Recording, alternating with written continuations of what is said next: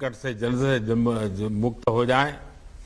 ये दिवाली का त्योहार है, मैं मुख्यमंत्रियों की व्यस्तता समझ सकता हूं और फिर भी मैं सभी आदरणीय मुख्यमंत्री का बहुत आभारी हूं कि वे समय निकाल करके हमारे साथ बैठे हैं।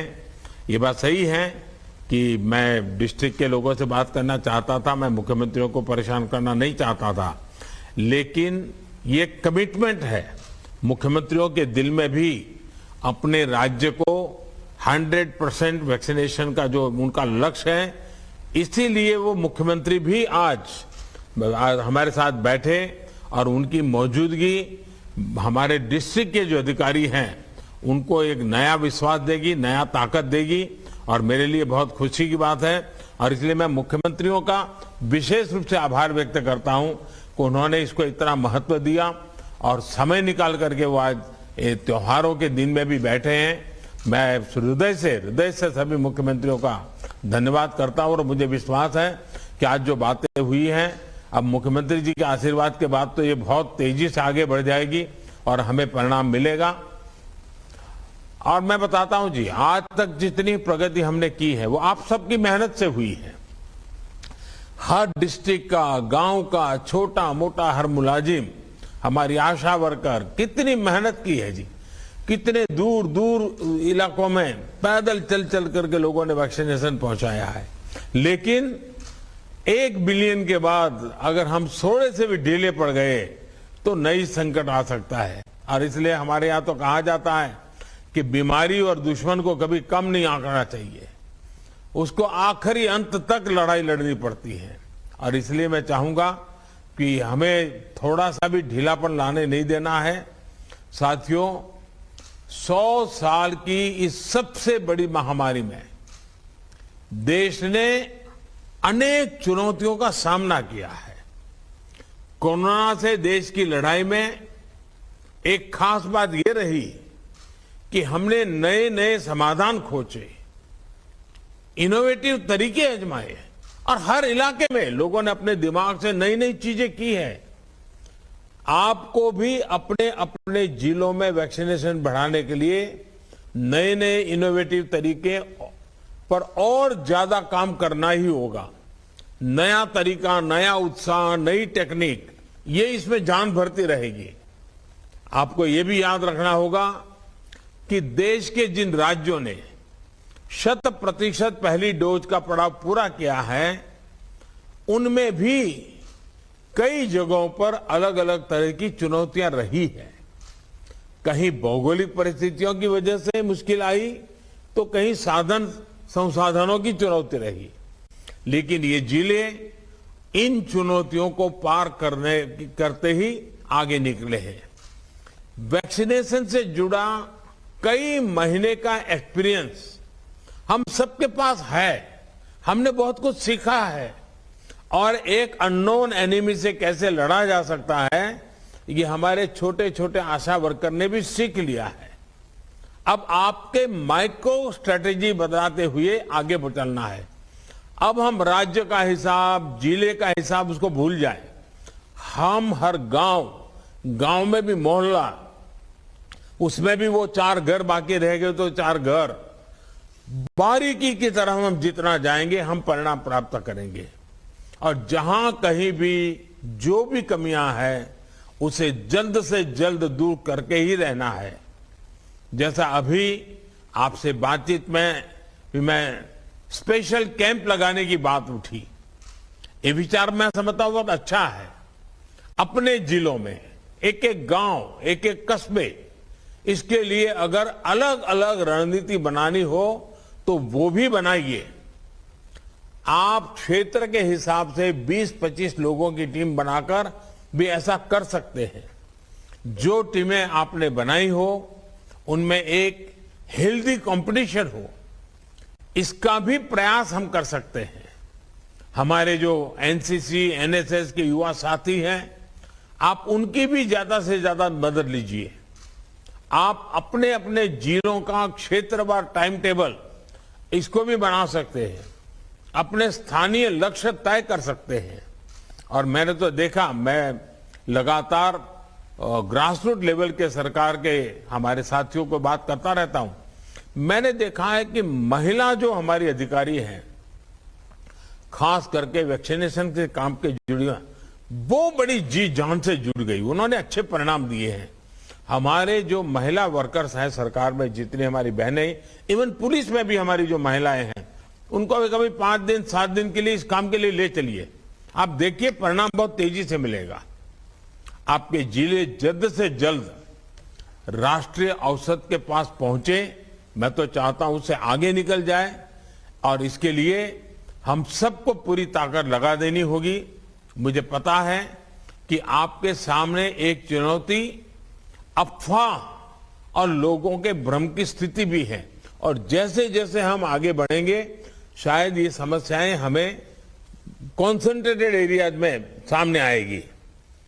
और अभी बातचीत के दौरान भी आप में से कईयों ने इसका जिक्र किया है। इसका एक बड़ा समाधान है कि लोगों को ज्यादा से ज्यादा जागरूक किया जाए। आप इसमें स्थानीय धर्मगुरुओं को भी जोड़े, उनकी मदद ले, उनके छोटे छोटे वीडियो बनाए 2-2, 3-3 मिनट के, और उनके वीडियो पॉपुलर करें। हर घर में उनके धर्मगुरुओं के वीडियो पहुंचे, धर्मगुरु उनको समझाएं। इसके लिए आप प्रयास किए। और मैं तो अक्सर अलग अलग पंथों के गुरुओं से लगातार मिलता रहा हूं। मैंने बहुत प्रारंभ में सभी धर्मगुरुओं से बात कर करके इस काम में मदद के लिए उनको अपील की थी, और सभी वैक्सीनेशन के बहुत हिमायती हैं, कोई विरोध नहीं करते हैं। देखिए, मैंने अभी जैसे बताया, अभी 2 दिन पहले ही मैं वेटिकन में था। पोप फ्रांसिसी से मेरी बहुत अच्छी मुलाकात हुई। वैक्सीन पर धर्मगुरुओं के संदेश को भी हमें जनता तक पहुंचाने पर विशेष जोर देना होगा। साथियों, आपके जिलों में रहने वाले लोगों की सहायता के लिए, उनको प्रेरित करने के लिए वैक्सीनेशन अभियान को अब हर घर तक ले जाने की तैयारी है। हर घर दस्तक, इसी मंत्र के साथ हर उस घर में दस्तक दी जाएगी जहां अभी तक दोनों टीके का संपूर्ण सुरक्षा कवच नहीं मिला है। अभी तक आप सभी ने लोगों को वैक्सीनेशन सेंटर तक पहुंचाने और वहां सुरक्षित टीकाकरण के लिए प्रबंध किए। अब हर घर टीका, घर घर टीका, इस जज्बे के साथ हम सबको घर घर पहुंचना है। साथियों, इस अभियान की सफलता के लिए हमें कम्युनिकेशन के लिए टेक्नोलॉजी से लेकर अपने सोशल इंफ्रास्ट्रक्चर का भरपूर उपयोग करना है। हमारे पास देश के अनेक राज्यों, अनेक जिलों में ऐसे मॉडल है जो दूर सुदूर गांवों में लेकर शहरों तक 100% टीकाकरण के लिए अपनाए गए हैं। सामाजिक या भौगोलिक परिस्थितियों के हिसाब से जो भी मॉडल आपके लिए या किसी क्षेत्र विशेष के लिए अनुकूल हो, उसको जरूर अपनाना चाहिए। एक काम आप लोग और कर सकते हैं। आपके ही सहयोगियों ने, आपके ही साथियों ने अन्य जिलों में तेजी के साथ टीकाकरण किया है। संभव है आप जिन चुनौतियों का सामना कर रहे हैं, वैसी ही चुनौतियों से वो भी गुजरे हो। आप उनसे भी जानिए कि उन्होंने कैसे वैक्सीनेशन की गति बढ़ाई, समस्याओं का समाधान कैसे किया, कौन से नए तौर तरीके अपनाए हैं। उनको की गई आपकी एक फोन कॉल भी आपके जिले में बदलाव ला सकती है। अगर उन्होंने अपने जिलों में कुछ इनोवेट किया है, कुछ अच्छी प्रैक्टिसेस भी अपनाई हैं, तो वो आप अपने जिलों में भी दोहरा सकते हैं। जो हमारे आदिवासी भाई बहन हैं, हमारे वनवासी साथी हैं, उनको वैक्सीन लगाने के लिए भी हमें अपने प्रयासों को और बढ़ाना होगा। अभी तक के हमारे अनुभव बताते हैं कि स्थानीय नेतृत्व समाज के दूसरे सम्मानित साथियों का साथ और सहयोग एक बहुत बड़ा फैक्टर है। हमने कुछ दिन भी तय करनी, जैसे बिरसा मुंडा जी का जयंती आएगी। बिरसा मुंडा जी की जयंती के पहले हम एक पूरा आदिवासी क्षेत्र में माहौल बना दें। अब एक प्रकार से बिरसा मुंडा जी को हमारी श्रद्धांजलि के रूप में इस बार हम वैक्सीन लगाएंगे। ऐसी कुछ इमोशनल चीजें हम जोड़ें और मैं चाहूंगा इसलिए आदिवासी समुदाय के संपूर्ण टीकाकरण में भी ऐसे कुछ अप्रोच हमें बहुत काम आएंगे। टीकाकरण से जुड़े कम्युनिकेशन को जितना हम सरल रूप में करेंगे, स्थानीय भाषा बोलियों में करेंगे। मैंने देखा है कुछ लोगों ने तो गीत बनाए हैं, ग्रामीण भाषा में गीत बनाते, गीत गाते गाते गाते वैक्सीनेशन की बात कर रहे हैं। इतने बेहतर परिणाम आएंगे। साथियों, हर घर दस्तक देते समय पहली डोज के साथ साथ आप सभी को दूसरी डोज पर भी उतना ही ध्यान देना होगा, क्योंकि जब भी संक्रमण के केस कम होने लगते हैं तो कई बार अर्जेंसी वाली भावना कम हो जाती है। लोगों को लगने लगता है कि इतनी भी क्या जल्दी है, लगा लेंगे भाई। मुझे याद है मैं जब 1 बिलियन हम पार कर गए तो मैं अस्पताल गया था, तो वहां मुझे एक सज्जन मिले। मैंने उनसे बात की, मैंने इतने दिन क्यों नहीं लगाया? तो कहने लगे नहीं साहब, मैं तो पहलवान हूं और मेरा मन करता था, क्या जरूरत है, लेकिन अब जब 1 बिलियन हो गए तो मुझे लगता है मैं अछूत माना जाऊंगा, लोग मुझे पूछेंगे और मेरी मुंडी नीची हो जाएगी, तो मेरा मन कर गया कि चलो मैं भी अब करवा लेता हूं। इसलिए वो आ गए। और इसलिए मैं कहता हूं कि हमें किसी भी हालत में लोगों की सोच को धीमा नहीं होने देना है। इस सोच की वजह से दुनिया के अनेक देशों में आप देखिए, अच्छे अच्छे समृद्ध देशों में भी फिर से कोरोना की खबरें चिंता पैदा कर रही है। हमारे जैसे देश को तो ये जरा भी हम इसको स्वीकार नहीं कर सकते, हम सहन नहीं कर सकेंगे। इसलिए टीके की दोनों डोज तय समय पर लगना बहुत जरूरी है।